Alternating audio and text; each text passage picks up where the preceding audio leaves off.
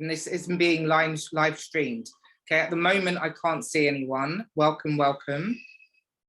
I've just gone back to my new Mac. Okay, so I'm now live. Let me turn this down. And this is being live. Okay. Do we have anyone with me? Apologies to those of you who were just signed on, and I had to abort that computer and come onto this one, the original one. Okay, hi Andrea, welcome back. You are out of 5. I'm hoping by the end of this session, you're gonna feel a lot better.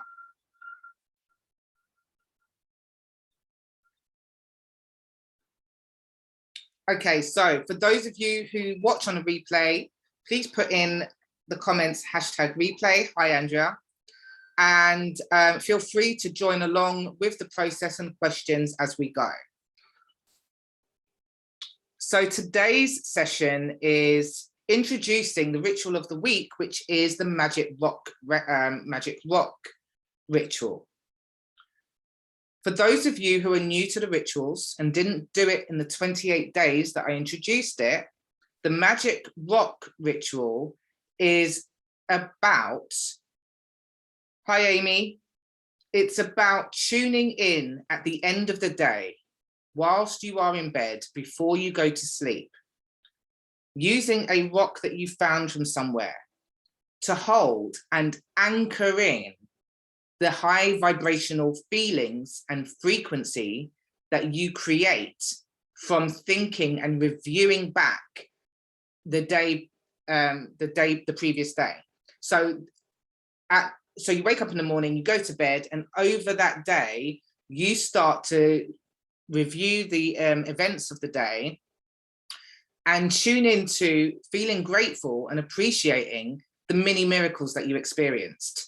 And we know from looking at the first ritual, which is writing 10 things you're grateful for a day, it's really limitless. And it's really about opening up your awareness, to expand your awareness to all of the things that you can start to appreciate. So today I'm going to try and deliver something that's different. I'm going to use a presentation because some of the concepts that I'm going to go and expand on are quite complex. Many of you out there who are energy workers or understand quantum physics might already understand some of the things I'm going to talk about. So let me just now share the screen and see if this is possible. Right, so, okay, what I still need to do is create, okay, this is interesting. Maybe next time I will not have a presentation.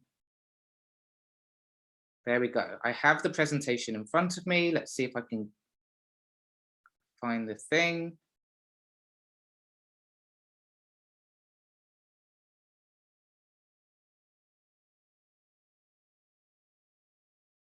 Share the screen. Okay.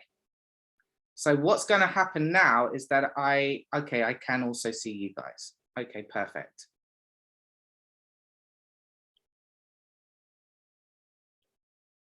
Absolutely perfect.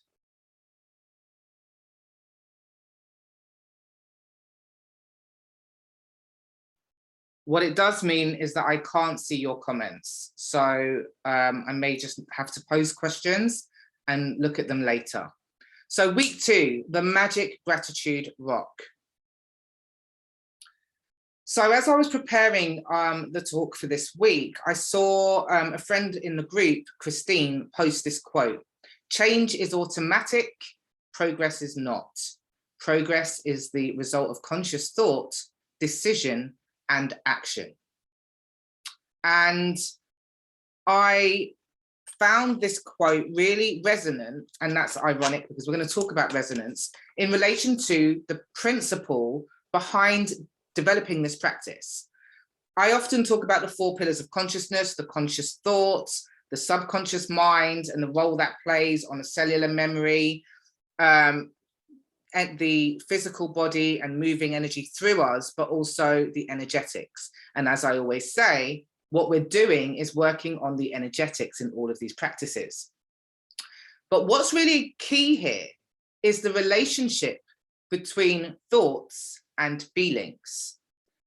A lot of people, when we spoke about initially what is manifestation, what is how do we create our reality, people are connecting it with simply the idea that if we change our thoughts, we can, to better feeling thoughts, we can start to resonate and vibrate at a higher frequency. And that is not the case. And that is why the gratitude rock practice is a really powerful tool to help you to shift the feeling. So resonance, what has the magic rock ritual got to do with resonance and vibration?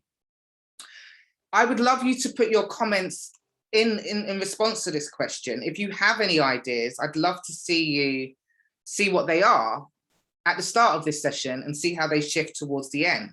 I'm going on my phone to see if I can. Hi, Laurel, it's great to see you. I'm so happy you're here. I'm on my phone to see if I can see comments as they come up. So yeah, based on what I've said, the idea that changing our feeling and connecting to feeling will shift our vibration and our resonance. What ideas do we know already? What thoughts do we have? Not going to be able to see them.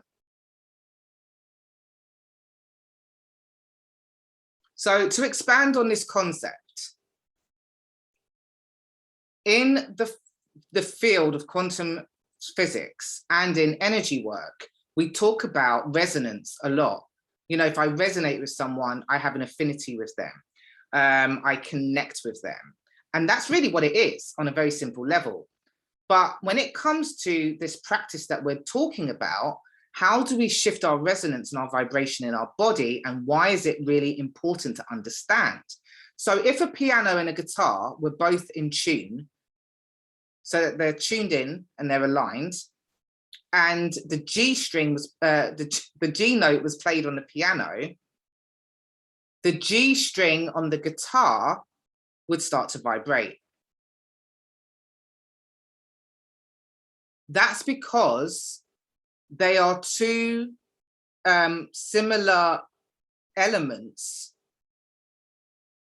which are able to resonate, and they align. They are a vibratory match, okay? So when two things are similar, they form a resonant system. The G strings resonate on the same frequency. In the comments, I would love to see what connections you are making already, if that is the case, for how this is working in terms of manifestation, or in terms of raising our own frequency through shifting our thinking and our feeling to gratitude, appreciation, and love. Just going to see if I can check on my phone. I can't.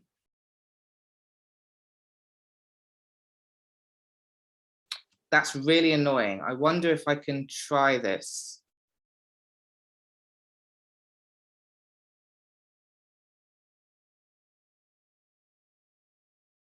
Okay, I'm not seeing answers. I'm going to go back.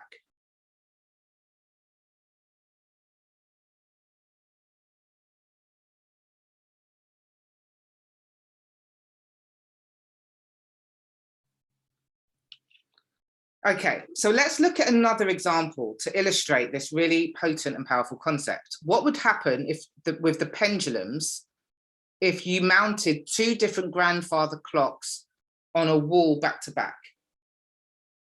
Again, I can't see, but if you in the comments could make a prediction, what do you predict would happen? They're both similar. What would you expect to happen?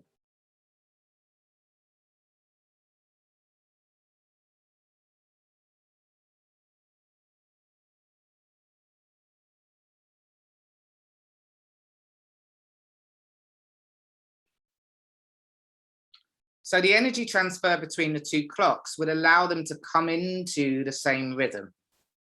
And this is where we move into a concept called entrainment, which allows two similarly tuned systems or elements that vibrate at a similar frequency to align. Now, this is really important. The slower one will catch up to the faster one. So the relevance of this is that when two things are vibrating at different frequencies, it could be someone who's really angry and someone who's full of love and appreciation. What can happen is either the higher vibration one will come down to meet that angry energy, or the angry one will come up to meet the higher frequency. So developing a very strong and consistent frequency and vibration where your auric field and your integrity in your energy system is vibrating at a high frequency, you start to resonate and align with things that are matching you, that rise up to you. So what happens is, when we do our healing, or when we're positive and we're grateful and we're joyful and we've done the work, we find that we start aligning with people that match that vibration. And if you are still finding that, we don't want to judge, it's not about low vibration, high vibration, but things of a low resonance are seeping in, then it's just something to be aware of for yourself. Okay, why am I meeting that level? What do I need to do to shift to that higher level? But the purpose of this is really to understand that with gratitude and changing your feelings, which I'm going to go into in a bit more, is a very powerful practice that you can build your frequency and your resonance with the things that you want to bring in, whether it's relationships, whether it's finance, because if you've got a low vibration around your money, you're going to be scrabbling and there's going to be energetic issues. So this is about understanding a concept in the universe, which is universal, so that you can look within and start to see, how can I make my shifts? So Tony Robbins says knowledge is power. It's not power, it's potential power. And what I used to say to my students is, knowledge is power if you know how to use it, which I'm going to talk about again in a little bit, in a minute, when I come to talk to you about the reality is that we are creating our own reality. Right, so resonance. I wonder, and unfortunately, I can't deliver this in the way that I kind of want to. I would love to, again, find out what you see the connection is between the three images. Crickets. What do you notice about the way crickets behave? What do you notice about the way fireflies behave? And if any of you have been living in a house with other women, you may have noticed something about your menstrual cycles. The basic connection is that the crickets, if you notice, if you've ever been somewhere, you notice they all make a sound at the same time and then they stop. Or when you're around fireflies, they all light up at the same time and then they stop. And the same with women. When women are having their menstrual cycle, a lot of the time they start to entrain and have their periods at the same time. So this is really just giving you the foundation so that you can understand how frequencies that are very similar will vibrate and connect.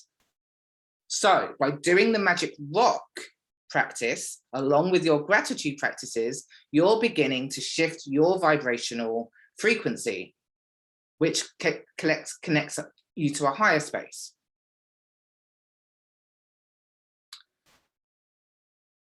So now we're going to look at how it might be relevant to this week's ritual. My intention for this session is that it creates a remarkable change for you. Remember, we're always thinking about what is the intention behind my actions. So you are in control and you create your reality. Whether you like it or not, and this is where all of this now links in, you are in control of your reality. Your thoughts create your feelings. Your feelings create your thinking, and your thinking create your decisions. So can you see how this loop works in terms of manifestation?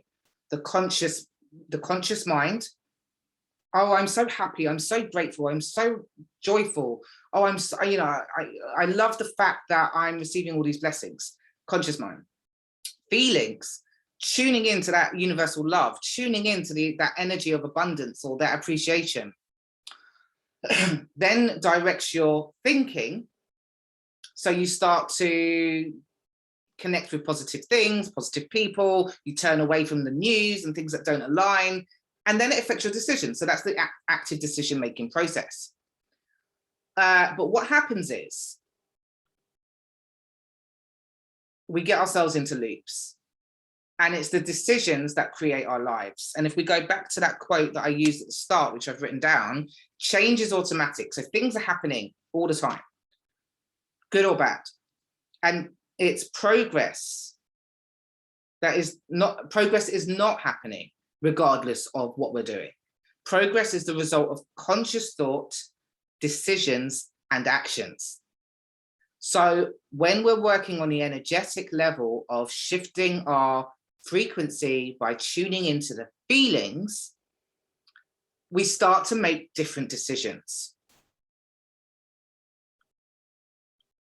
But this is why thoughts alone don't shift our reality. So when we get into a loop, we might start thinking something that then creates a feeling, which then creates our thinking. So let's look at this, and let's look at a negative loop. Oh, that person's laughing. Past event might be that you were abandoned or bullied or something when you were a kid, and it triggers an unconscious, a subconscious feeling in the cellular memory. So someone's laughing, present event, subconscious feeling in our body, because we're not aware, we haven't dealt with that, creates our thinking, oh no, nobody likes me, I'm being rejected. And then your decision is, I'm going to go in the house and I'm going to hide. So it's this process of consciously moving from the conscious to the subconscious, physically clearing and moving energy, and then changing our energetic frequency consciously by tuning into appreciation, tuning into that higher love energy.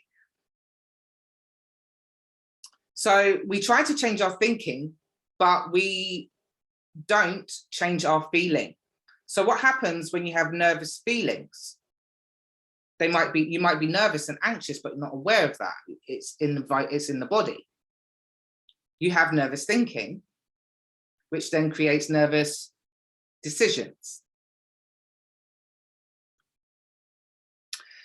So let's look at how this might work and why I want you to know how powerful you are when you start to tune into visualization and tuning your mind to feel differently.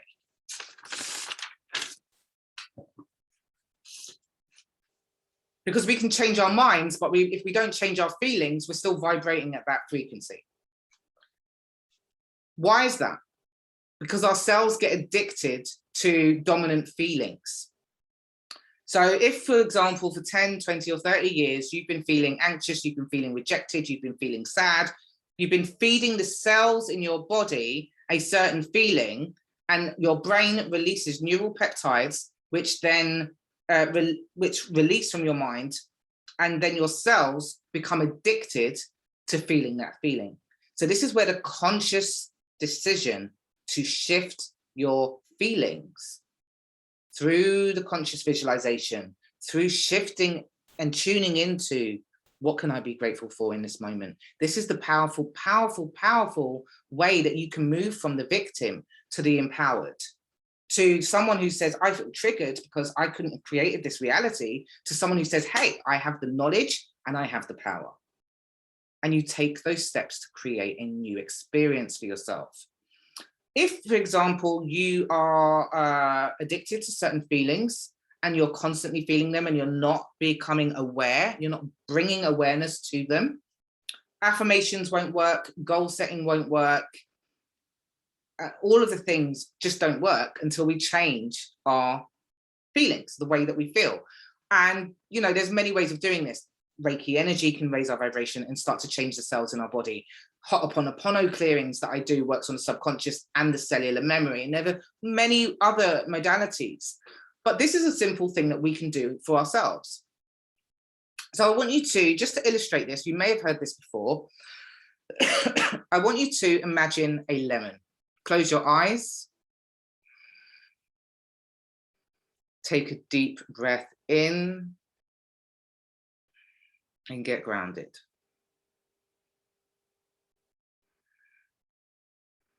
Take a deep breath in, get grounded. Allow the flow of energy to flow from the base of your spine down to the center of the earth.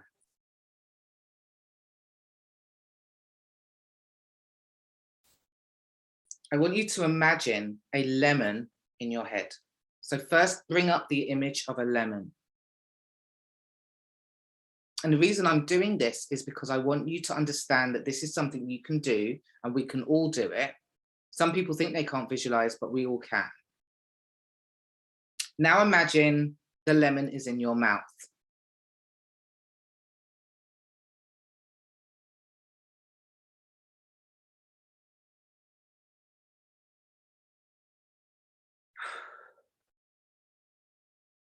And now I would like you to imagine that you are sucking the lemon.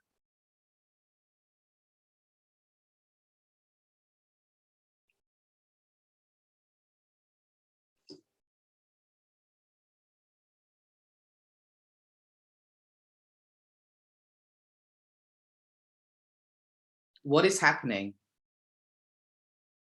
I'd love you to write in the comment box, in the comments, what is happening to you as you see the lemon, see it in your mouth, feel it in your mouth, start sucking it. What is happening?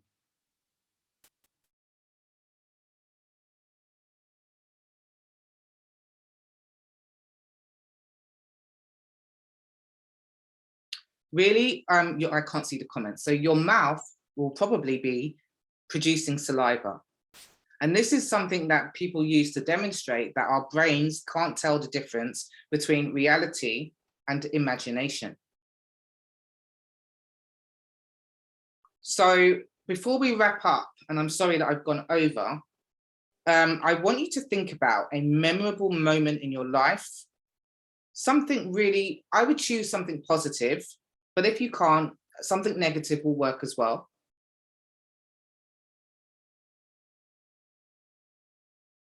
I want you to think of that memory, and I want you to notice.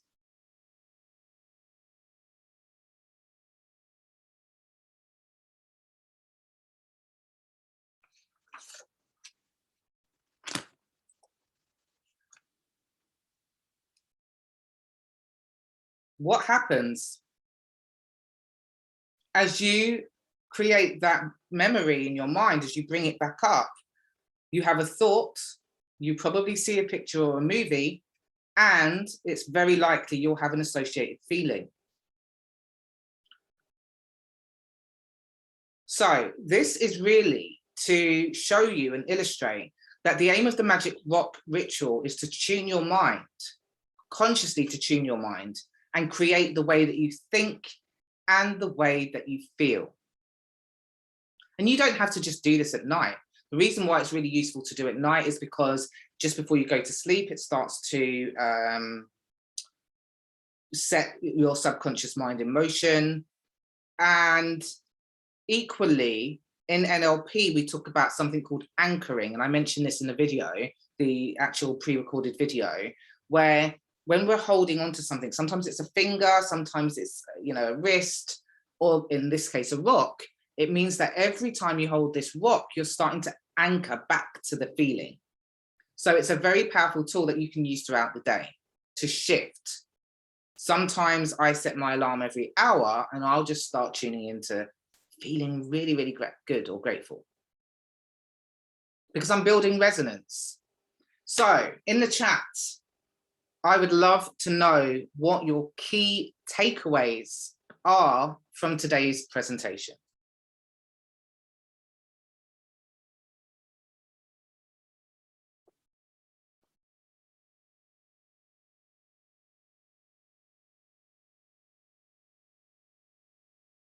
I'll give you some time. I don't know if you are or not, but if you're watching on the replay, you still need time.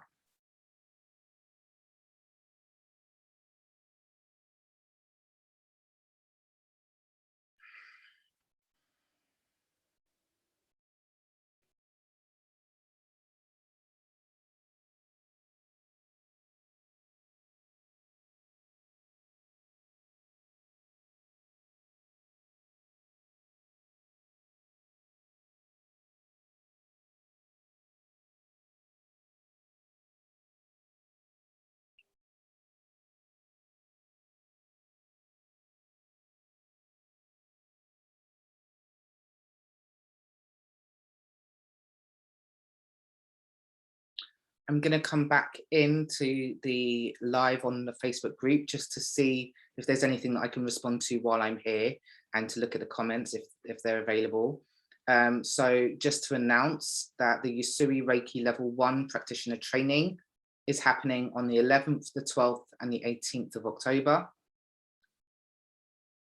If you are interested in this training, you will have an attunement which will enable you to use Reiki to perform self-healings, as well as pass it on to friends, family, and animals, and many other things. You will raise your frequency of energy in the body. You will raise your vibration, and you will be able to learn how to use Reiki as a manifestation tool to infuse your manifestations with energy. The investment for this is £180. So don't, if there are people in the group, in the live, don't go yet, because I'd like to come back in and have a look. So there we go. Blessings and love. Now let me stop the share and let me come into the group. Okay, so I'm now with you guys. I'm still sharing. Let me unshare. So much to learn about these things. Share screen. No. Oh, it's because it's so slow on the Facebook. Okay, so we've got addicted to pain. We all are to some extent until we become aware of it, because we don't know any different. We just, all we're doing is responding to what we've always experienced. Great, Amy's going to go and find a new rock. Andrea's talking about really good way to embody your future. Lovely, yeah, absolutely. You don't have to put a picture now. I think you showed me your picture before. I could be wrong. Right, let me see if there's any other comments that I can connect with. All right, I'm going back to the top, guys. I'm looking now, I'm waiting to see your takeaways. What were the key takeaways? Oh, good, I'm so happy to hear that. That really makes me happy that Amy's, since working together, it's encouraged her to enhance her beliefs and to shift her mindset.